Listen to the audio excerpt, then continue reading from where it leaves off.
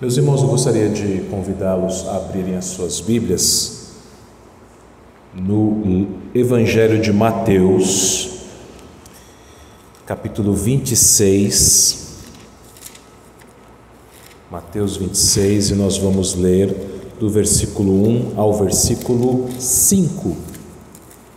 Mateus 26, de 1 a 5.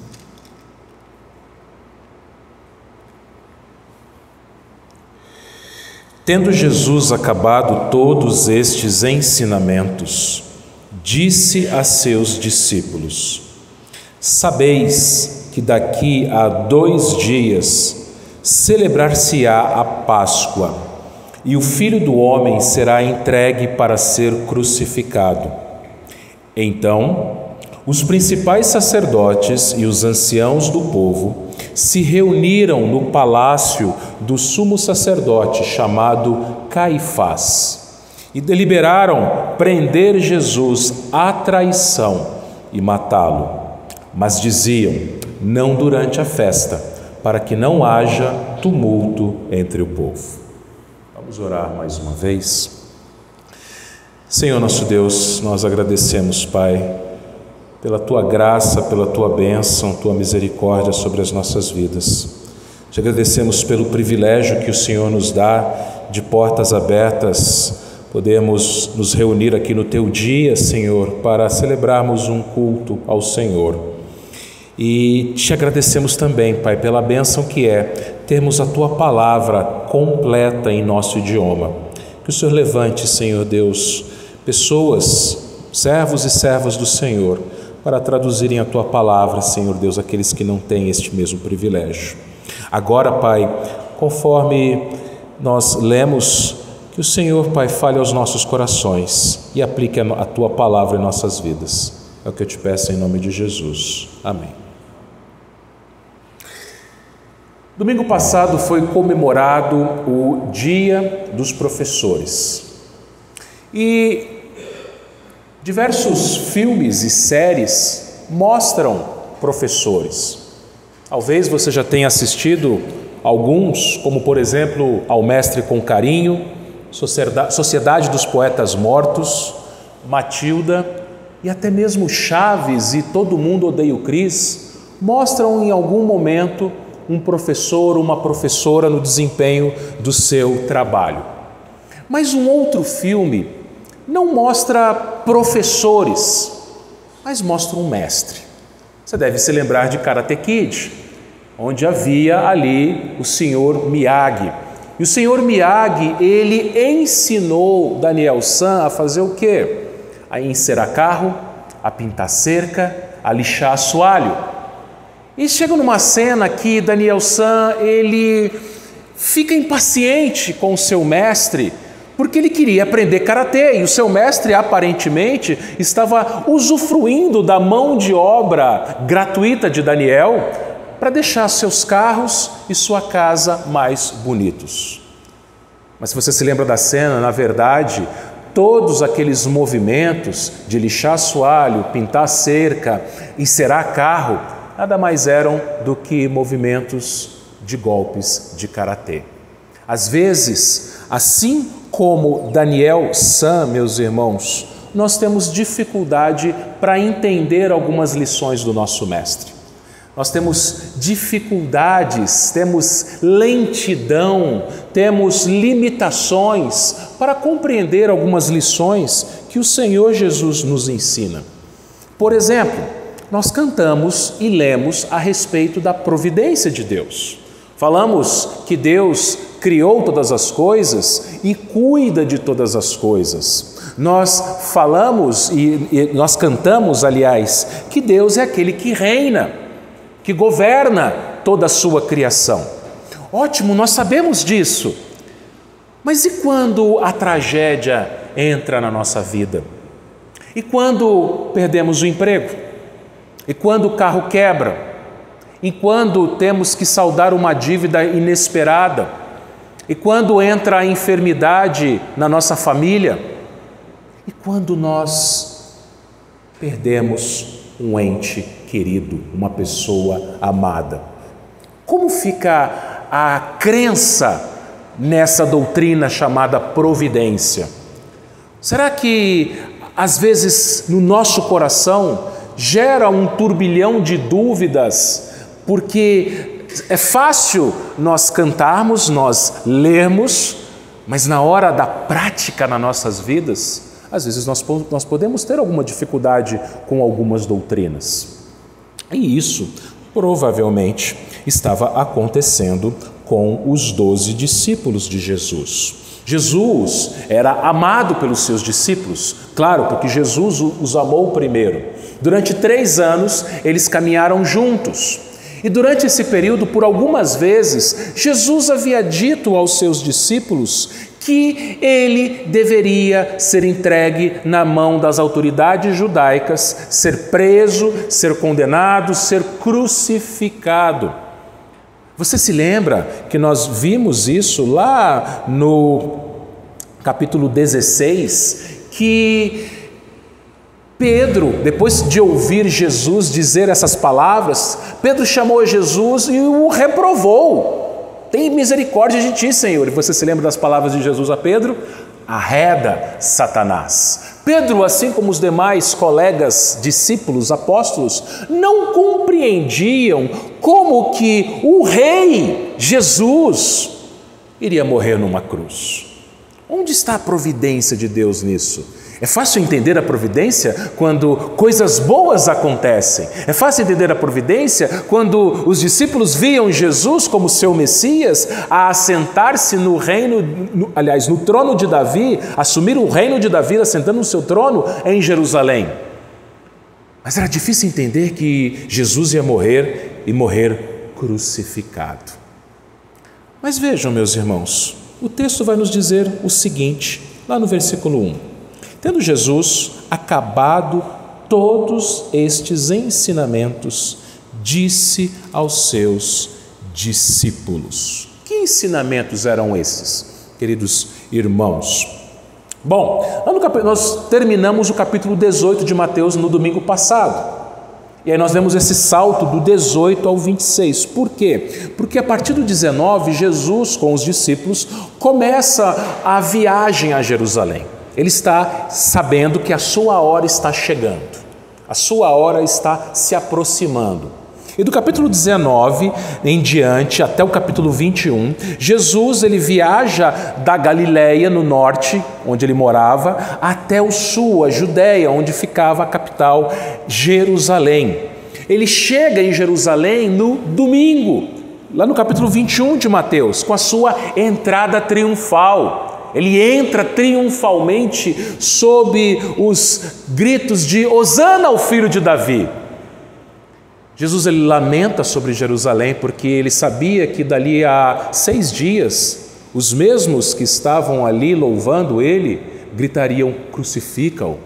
Na terça-feira daquela semana, os discípulos se aproximaram dele, lá no capítulo 24, versículo 3, lá no Monte das Oliveiras, perguntando quando seria a sua vinda e a consumação do século. E aí os ensinamentos que que o texto se refere aqui no capítulo 26, versículo 1, são o capítulo 24 e o capítulo 25. Esses 2 capítulos de Mateus são conhecidos como textos escatológicos. O que é isso? São trechos da Bíblia que falam sobre o fim de todas as coisas, sobre a consumação de todas as coisas, sobre o final da história. E Jesus aqui em Mateus 24 e Mateus 25 vai falar a esse respeito. Algumas coisas eram difíceis de ser entendidas, é verdade. Mesmo hoje, quando estudamos a respeito do fim dos tempos, tem coisas ali que são difíceis de entender. E quando Jesus terminou aquele ensinamento, ele vai dizer alguma coisa aos seus discípulos. Note que eu quero destacar 2 versículos desse texto, desses 2 capítulos 24 e 25.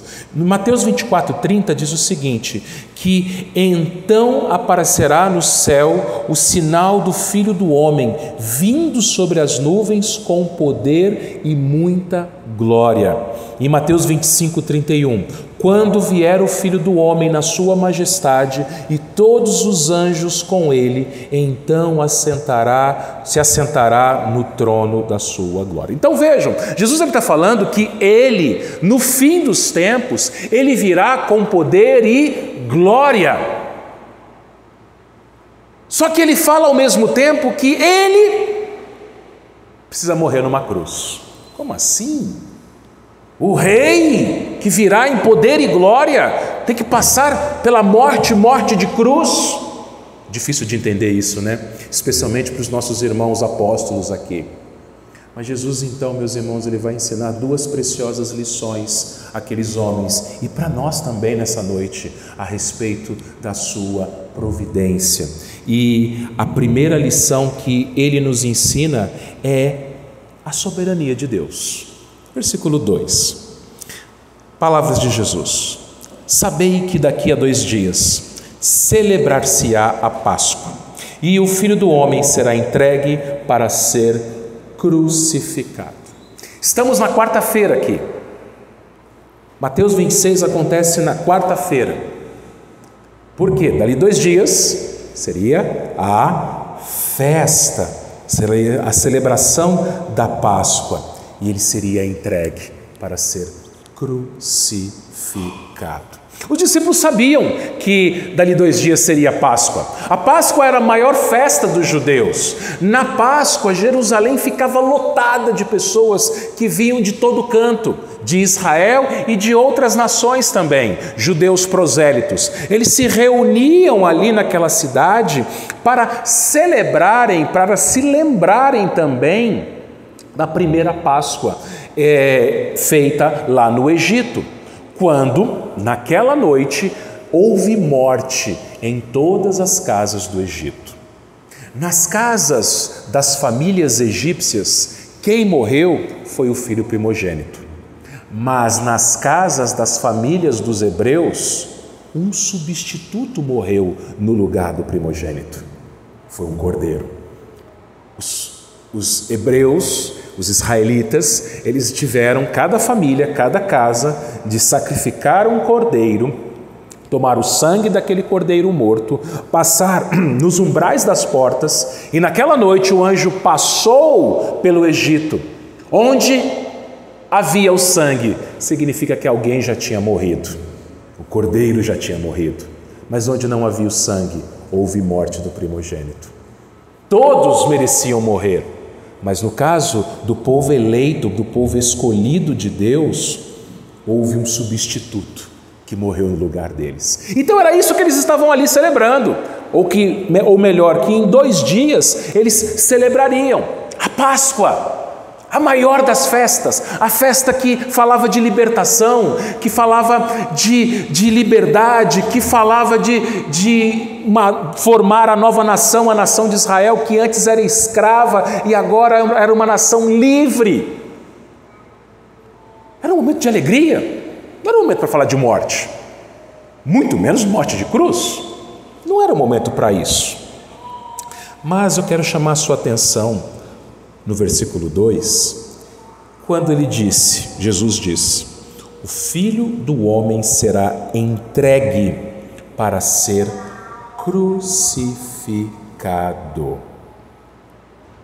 Aqueles cordeiros mortos, primeiramente no Egito, e depois durante todo o restante do Antigo Testamento, pelo sistema sacrificial de Israel, aqueles cordeiros, eles não podiam tirar o pecado das pessoas. Aqueles cordeiros, o autor aos Hebreus vai nos dizer que eles eram sombras, eles apontavam para, como nas palavras de João Batista, o Cordeiro de Deus que tira o pecado do mundo. Porém, este cordeiro, o Cordeiro de Deus, ele voluntariamente se entregou.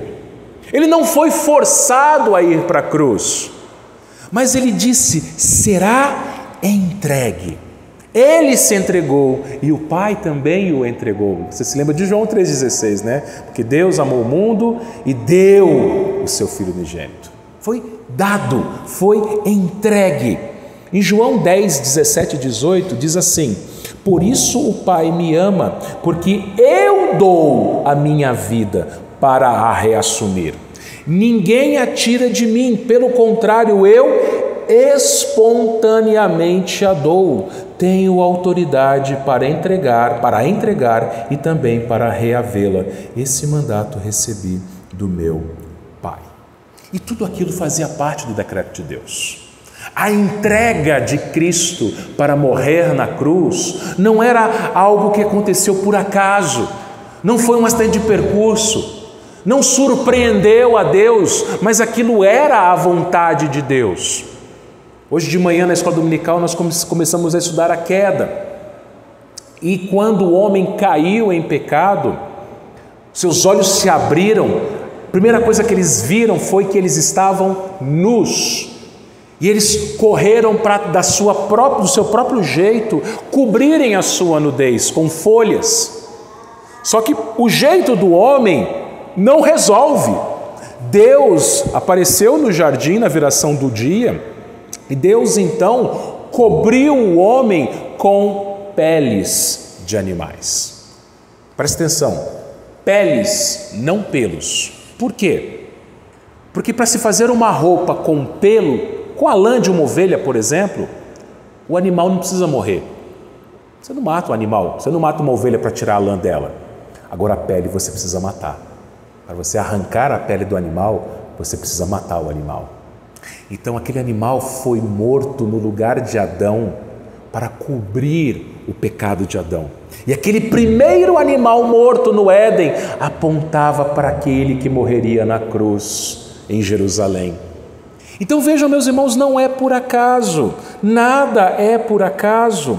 Todo o Antigo Testamento vai falar a respeito disso. Todo o Antigo Testamento vai falar que um dia, aquele do qual aqueles cordeiros simbolizavam e apontavam, um dia viria morrer no lugar do seu povo.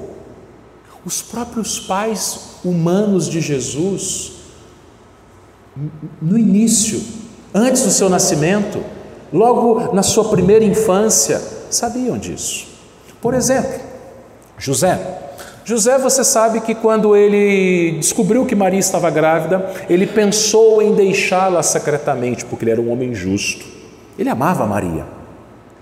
Mas Mateus 1, 20 e 21 nos diz o seguinte: enquanto José ponderava nestas coisas, eis que lhe apareceu em sonho um anjo do Senhor, dizendo: José, filho de Davi, não temas receber Maria, tua mulher, porque o que nela foi gerado é do Espírito Santo.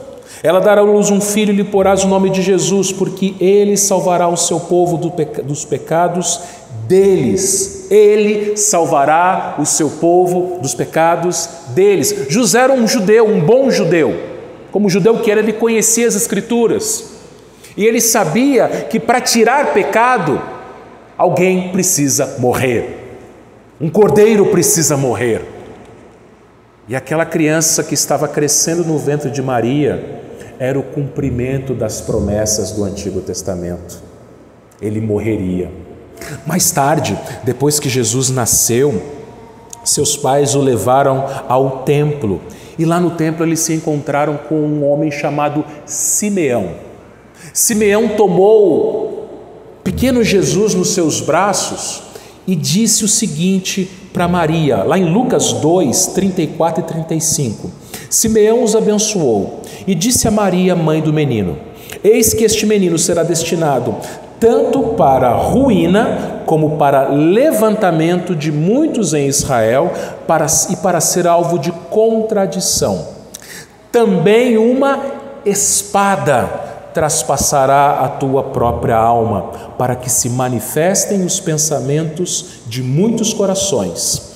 Desde a primeira infância, desde os primeiros dias e meses ali, Maria sabia que uma espada entraria na sua alma. Quando ela viu o seu filho crucificado por ela, porque pouco antes, lá em Lucas 1, Maria ela começa a magnificar, dizendo: minha alma engrandece ao Senhor, meu espírito se alegra em Deus, meu Salvador. Quem que precisa de Salvador? Pecadores. Maria era uma pecadora. Então ela sabia que o que estava no ventre dela era o seu Salvador. Mas isso não deixou de doer no seu coração de mãe. Então vejam, meus irmãos, tudo estava acontecendo de acordo com a providência de Deus. Nada, irmãos, acontece fora da vontade do nosso soberano Deus, que nós cantamos agora há pouco. Ele é o Senhor de tudo. Ele criou todas as coisas e Ele governa todas as coisas. Cada evento das nossas vidas é governado, é controlado, é guiado, é dirigido pelo Deus soberano. O pastor holandês Abraham Kuyper, ele afirmou o seguinte: não há um único centímetro quadrado em todos os domínios de nossa existência sobre o qual Cristo, que é soberano sobre tudo, não clame: é meu. Cada célula do seu corpo, Cristo diz: é minha essa célula. Cada vez que você respira, é porque Ele manda você respirar. Inconscientemente você respira, você não pensa, agora eu vou respirar, mas é Ele quem controla os batimentos do seu coração, o pulsar das suas artérias, é Ele quem controla a sua respiração, e é Ele que um dia vai falar assim: acabou. Pare de respirar. Coração, pare de bater. Irmãos, isso pode trazer medo para alguém que não crê em Deus, mas para um crente isso traz profunda paz. Saber que você está nas mãos do Senhor. Ele cuida de você. Mesmo nas horas mais difíceis da sua vida, mesmo quando você passa pelo vale da sombra da morte, Ele está cuidando soberanamente de você. Ele está cuidando, meus irmãos, soberanamente da sua igreja. Ele é o dono da igreja, não somos nós. Não são homens que são donos da igreja. Homens não morreram pela igreja, mas o Deus homem, o Filho do homem, como ele diz assim, Ele sim é o dono da igreja. Ele é o nosso pastor e nós somos rebanho do seu pastoreio. Somos ovelhas do seu pasto. E nós sabemos que Ele cuida de nós. Conforme Romanos 8:28. Sabemos que todas as coisas cooperam para o bem daqueles que amam a Deus e daqueles que são chamados segundo o seu propósito. Os versículos 38 e 39 vão nos dizer que nada, absolutamente nada, nos separam do amor de Deus em Cristo Jesus. Então, quando você sabe que Deus te ama e governa tudo ao seu redor, governa tudo na sua vida, é motivo de alegria imensa. Romanos 8:32, aquele que não poupou o seu próprio filho, antes por todos nós o entregou, porventura não nos dará graciosamente com Ele todas as coisas? Ora, meu irmão, minha irmã, o amor de Deus por você é tão grande que Ele deu o único Filho dele para ser o seu substituto, para morrer no seu lugar. E você acha que Ele não vai cuidar de você em todas as horas, em todos os eventos da sua vida? Não somente nos bons, mas nos maus também. Então vejam, meus irmãos, Jesus ele estava nos mostrando aos seus discípulos e mostrando para nós também que mesmo o evento mais terrível que esta terra presenciou, que foi a morte do Filho de Deus, Deus estava no controle. O soberano Deus estava executando o seu decreto. Nós aprendemos isso na escola dominical. E você que não é aluno da escola dominical, você não sabe o que você está perdendo. Nós aprendemos o decreto de Deus, aprendemos a providência de Deus. Nós vimos que Deus escreveu a história antes da criação. E durante e após a criação, Ele começa a agir com a sua providência, governando e cuidando todas as coisas. Mas, irmãos, se por um lado nós aprendemos a primeira lição, o primeiro ensino de Jesus a respeito da soberania de Deus, por outro lado nós vemos o segundo ensino. Podemos dizer que a providência aqui se mostra como uma moeda de duas faces. Um lado da moeda, a providência de Deus. Sim, Deus governa todas as coisas conforme o seu decreto, para o nosso bem e para a glória dele. Mas o outro lado da moeda mostra exatamente o que nós aprendemos na segunda lição desse texto: a responsabilidade humana. Versículos 3 a 5. Então, os principais sacerdotes e os anciãos do povo se reuniram no palácio do sumo sacerdote chamado Caifás e deliberaram prender Jesus à traição e matá-lo. Mas diziam: não durante a festa, para que não haja tumulto entre o povo. Aqui nós temos uma reunião do mal. Aqui homens que exerciam autoridade em Israel se reúnem no palácio do sumo sacerdote chamado Caifás. Nós temos aqui os principais sacerdotes, que eram os homens que presidiam os assuntos eclesiásticos, os assuntos religiosos. Os anciãos, que eram juízes civis de Israel. E os escribas, que eram os doutores da lei, que instruíam ali a todos. Esses homens compunham o Sinédrio. O que era o Sinédrio? Sinédrio era o conselho de Israel. Era o conselho religioso e civil de Israel.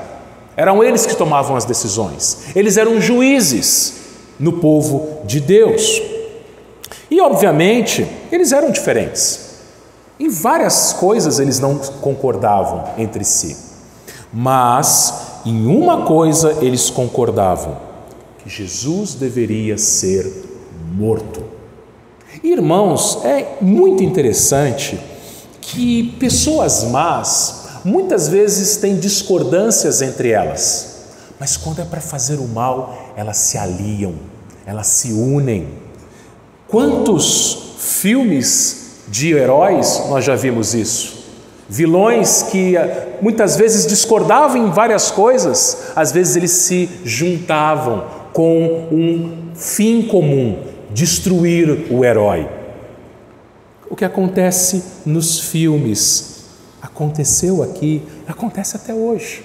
Isso nos lembra o Salmo 2, versículos 2 e 3, que diz assim: os reis da terra se levantam e os príncipes conspiram contra o Senhor e contra o seu ungido, dizendo: rompamos os seus laços e sacudamos de nós as suas algemas.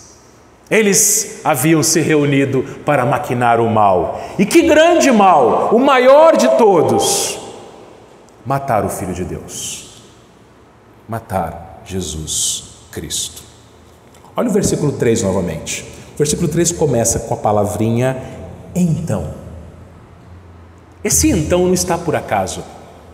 Mateus, que foi quem escreveu este evangelho, não colocou essa palavra então solta aqui por acaso. Esse então ele forma uma dobradiça, uma ligação entre o versículo 2 e os versículos 3, 4 e 5. Por quê? Porque, veja só, no versículo 2, Jesus ele disse aos seus discípulos que ele, o Filho do Homem, seria entregue para morrer.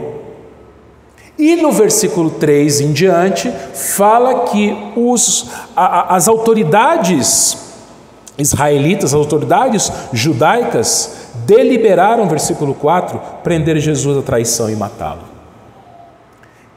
Isso é o que os teólogos sistemáticos chamam de concursos. O que é o concursos? Concursos é uma parte da teologia, concursos é uma parte da doutrina da providência que ensina o seguinte: você que é aluno de escola dominical, você já aprendeu isso. Deus faz, mas o homem também faz. Os dois fazem juntos. Deus entregou o seu filho para morrer, mas foram os homens que o mataram, como instrumentos de Deus para cumprirem exatamente a vontade de Deus. Os nossos irmãos da igreja primitiva, lá em Atos, sabiam disso muito bem.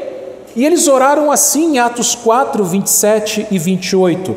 Porque verdadeiramente se ajuntaram nesta cidade contra o teu santo servo Jesus, ao qual ungiste Herodes e Pôncio Pilatos, com gentios e gente de Israel, para, olha o 28, fazerem tudo que a tua mão e o teu propósito pré-determinaram.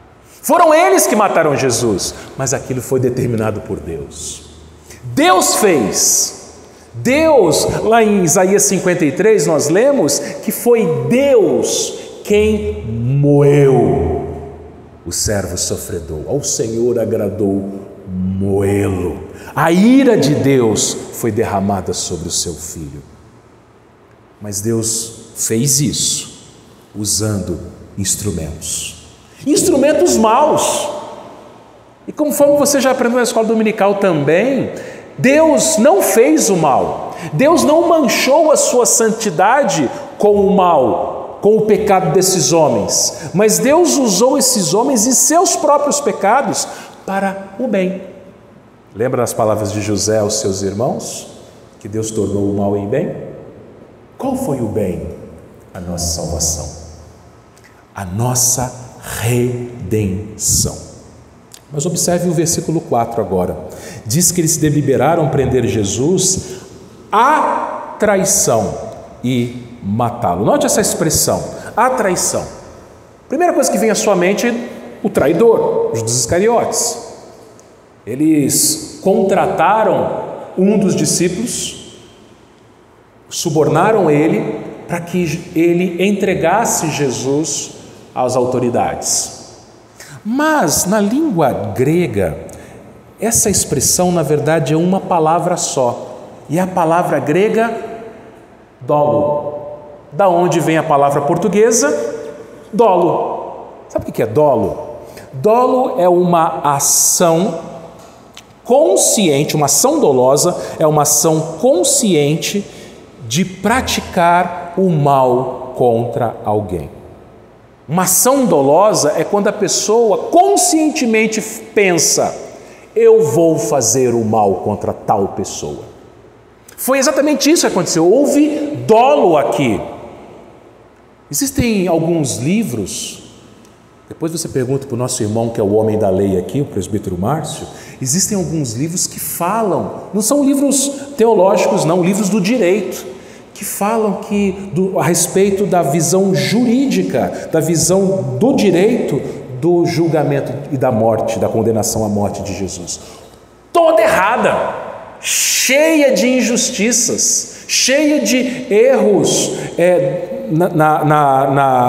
no direito judaico e também no direito romano. Houve maldade na decisão deles de matarem Jesus. Houve dolo no planejamento e na execução do plano dos juízes judeus. Um juiz, ele nunca deve ser motivado pelas suas emoções para julgar uma causa. Por exemplo, se um juiz, em um lugar onde existe pena de morte, se um juiz, tomado pela ira contra o réu, ele condena a pena de morte àquele réu, aquele juiz foi um assassino, porque a motivação do seu coração era não aplicar a justiça, mas matar a pessoa. Agora, se um juiz, de maneira consciente, usando pelos meios corretos na lei, aplica a lei e condena o réu, então ele foi um juiz justo. Mesmo você que não seja juiz, e aqui nenhum de nós somos, nós exercemos autoridade. Você que é pai, você que é mãe, às vezes precisa disciplinar seus filhos. Precisamos disciplinar nossos filhos. E como que nós disciplinamos os nossos filhos? Preste bem atenção. Se você disciplina o seu filho com ira, você está agredindo o seu filho, usando ou não a vara. Pode usar ou em algumas situações você não vai usar. Agora, se você disciplina o seu filho com entendimento, com mansidão, ensinando o seu filho por que ele está sendo disciplinado, mesmo que você use a vara, você não vai agredir o seu filho. Percebe uma coisa? Tudo é motivação do coração. Tudo é motivação do coração. E a motivação do coração destes homens era dolosa, era maligna, era matar Jesus com dolo. Isso nasce no coração, como eu disse. Jesus ensinou isso lá em Mateus 5, 21 e 22, no Sermão do Monte. Ouviste o que foi dito aos antigos: não matarás, e quem matar estará sujeito a julgamento. Eu, porém, vos digo que todo aquele que sem motivo se irá contra seu irmão estará sujeito a julgamento, e quem proferir um insulto a seu irmão estará sujeito a julgamento no tribunal. E quem lhe chamar tolo estará sujeito ao inferno de fogo. Você pode nunca matar uma pessoa, assassinar uma pessoa, mas se com palavras, na presença dela, ou pior, na ausência dela, você maldizê-la, você já matou aquela pessoa no seu coração. Houve dolo, para falar a verdade, dolo. Houve maldade no seu coração. Mas o versículo 5 ainda nos mostra uma outra coisa. Eles queriam matar Jesus, prender e matar Jesus, com dolo, a traição, mas tinha um momento certo, não durante a festa, para que não haja tumulto entre o povo. Aqueles homens autoritários, eles eram medrosos. Eles temiam os homens, eles temiam o povo. E uma coisa terrível é quando uma pessoa não teme a Deus, mas teme os homens. E era o caso aqui dessas autoridades judaicas. Por quê? Porque esses homens queriam passar uma imagem ao povo de bons moços, de juízes justos, de autoridades preocupadas com o bem da nação. Eles queriam passar uma boa imagem deles para o povo.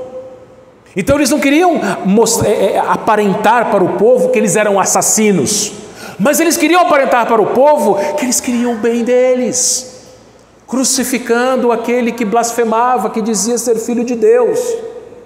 Não na festa, para que o povo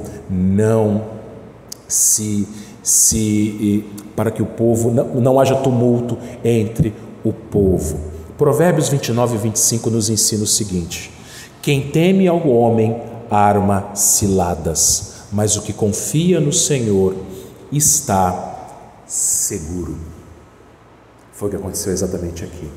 Eles temeram os homens, eles temeram o povo, eles não temeram a Deus. Portanto, meus irmãos, os homens são responsáveis pelos seus atos. Sim, nosso Deus é soberano, mas nós somos responsáveis por cada ato, cada palavra, cada pensamento nosso. Todas as pessoas são responsáveis.